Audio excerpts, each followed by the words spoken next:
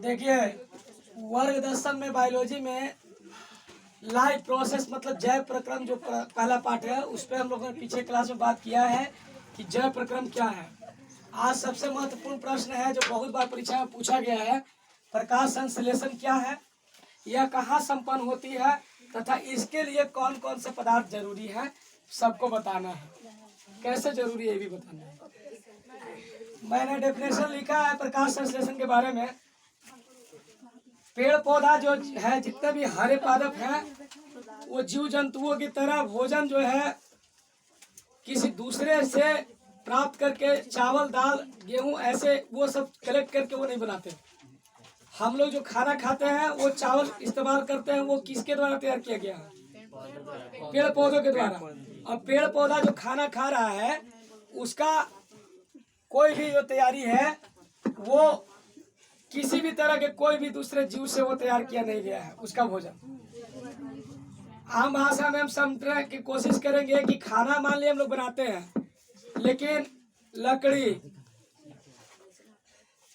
गेहूं, चावल, फल, सब्जी जो प्रयोग कर रहे हैं वो किसी न किसी प्रकार से पेड़ पौधे से हम प्राप्त कर रहे हैं।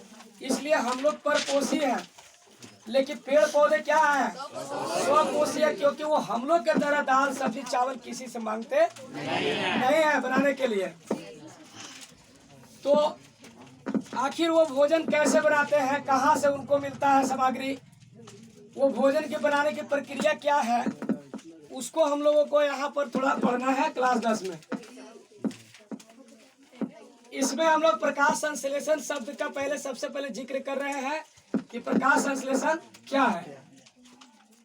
पेड़ पौधों में वही भोजन बनाने की जो प्रक्रिया होती है, कच्चे पदार्थों जैसे CO2 और H2O, ये अकार्बनिक पदार्थ हैं।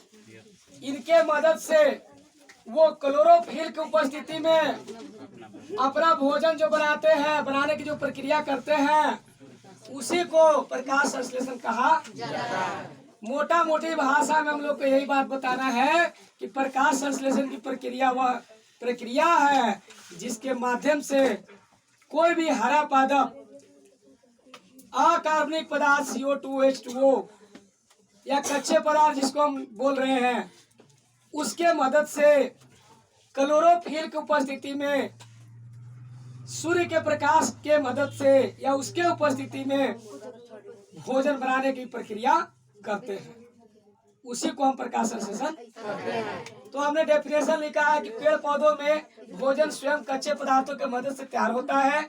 वह भोजन की बनाने की विशेष प्रक्रिया को प्रकाश संश्लेषण कहा जाता है। अर्थात किसी भी हरे पादप में स्वपोषण होता है। भोजन का निर्माण स्वयं कच्चे पदार्थों CO2 H2O तथा क्लोरोफिल की उपस्थिति में होता है, जहाँ जो सूर्य के प्रकाश की उपस्थिति में संपन्न होता है। ये भी बात कर सकते हैं। और क्लोरोफिल का वहाँ अहम रोल क्या है कि वही सूर्य के प्रकाश को क्या करता है? अवशोषित करने का काम करता है। सूर्य के प्रकाश को अवशोषित करने का काम कौन करता है? क्लोरोफिल करता है।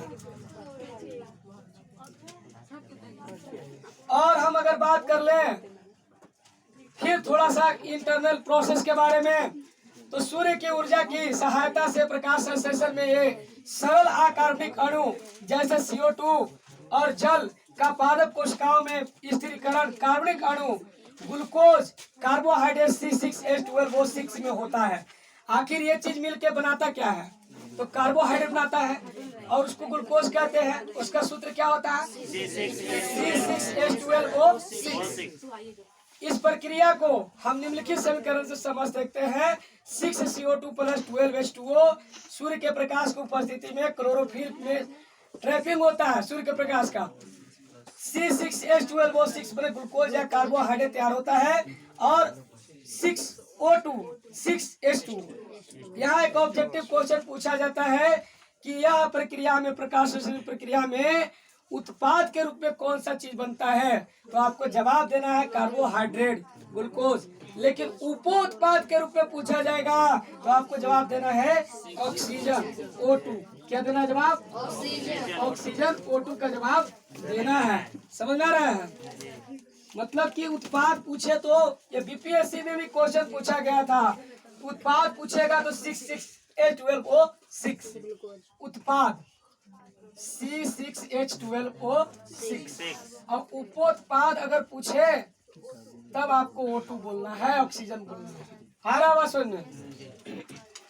अब सवाल यहाँ पर एक और है कि यह जो प्रक्रिया है प्रकाश संश्लेषण की, वो संपन्न कहाँ होती है और इसके लिए कौन कौन से पदार्थ आवश्यक है। तो सबसे पहले हम लोग यह जानेंगे कि प्रकाश संश्लेषण की प्रक्रिया होती कहाँ है। तो भाई देखो, प्रकाश संश्लेषण की संपूर्ण प्रक्रिया जो है वो क्लोरोप्लास्ट अर्थात हरित लवक में होती। और यह हरित लवक कहाँ होता है? पत्तियों में होता है, तनों में होता है जो हरा होता है।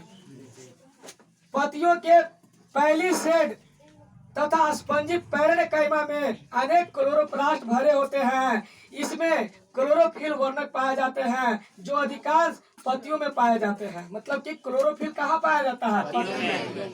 अर्थात ये प्रकाश संश्लेषण की प्रक्रिया अधिकांशतः कहाँ होती है? पत्तियों में होती है। पत्तियों में ही होती है। और वहाँ पत्ती में कौन सा चीज है? क्लोरोप्लास्ट। तो यहाँ पर एक और ऑब्जेक्टिव क्वेश्चन बार बार पूछा जाता है परीक्षा में कि पत्तियों को प्रकाश संश्लेषी क्या कहा जाता है? अंग। प्रकाश संश्लेषी अंग किसको कहा जाता है? तथा हरित लवक जिसको क्लोरोप्लास्ट अंग्रेजी में कहते हैं उसको प्रकाश संश्लेषी अंगक या प्रकाश संश्लेषी इकाई कहा जाता है। पत्तियों के बारे में थोड़ा जान लें कि पत्तियों में कैसे क्या होता है। तो पत्तियों में जब क्रिया होती है तो CO2 का उसमें क्या होता है? पत्ती के माध्यम से यह शोषण होता है और O2 का निष्कासन पत्तियों के माध्यम से होता है। तो वो पत्ती में एक विशेष प्रकार की छिद्र है, पत्ती में छोटे छोटे रंध्र है जिसको अंग्रेजी में स्टोमाटा कहा जाता है। वह अभी हम उसकी आंतरिक संरचना पे भी थोड़ा सा बात कर लेंगे कि वो किस तरह से अपने अंदर उसके गाढ़ होते हैं। स्टोमाटा के चारों तरफ रक्षक कोशिकाएं होती है, उसको सिकुड़ने और फूलने है ना के कारण, मतलब वो क्या होता है कि अपने अंदर उसके मुंह बंद होते हैं और खुलते हैं। जब वो अपनी ओर अवशोषित करता है उस समय क्या करता है? वो सिकुड़ा देता है ऐसे। उस समय वो CO2 क्या करता है? वायुमंडल से ले लेता है। और जब वो खुलता है उसका मुंह तब क्या करता है? वो बाहर की ओर ऑक्सीजन को छोड़ देता है। मतलब उसमें महत्वपूर्ण रोल किसका है? O2 CO2 को अंदर बाहर करने का काम कौन करता है? स्टोमाटा। और यह विधि कौन सी होती है? विसरण, डिफ्यूजन, विसरण विधि द्वारा होता है। मैंने इसीलिए नोट्स में लिखा है कि प्रकाश संश्लेषण की संपूर्ण प्रक्रिया क्लोरोप्लास्ट हरित लवक में होती है। पत्तियों के पहली सेट तथा स्पंजी पैरेन्काइमा में अनेक क्लोरोप्लास्ट भरे होते हैं। इसमें क्लोरोफिल वर्णक पाए जाते हैं जो अधिकांश पत्तियों में पाए जाते हैं। इसलिए पत्तियों को प्रकाश संश्लेषी अंग तथा हरित लवकों को प्रकाश संश्लेषी अंगक या इकाई कहा जाता है। पत्तियों की बाह्य त्वचा या एपिडर्मिस में रंध्र या स्टोमाटा होते हैं जिसके छिद्र के बंद एवं खुलने से विसरण डिफ्यूजन द्वारा CO2 अंदर तथा O2 का बाहर आने का प्रक्रिया होता है। अब हम इसको आंतरिक संरचना को समझेंगे इस फिगर से। फिगर तो बहुत अच्छा नहीं है, फिर भी देखिए समझने की कोशिश करते हैं।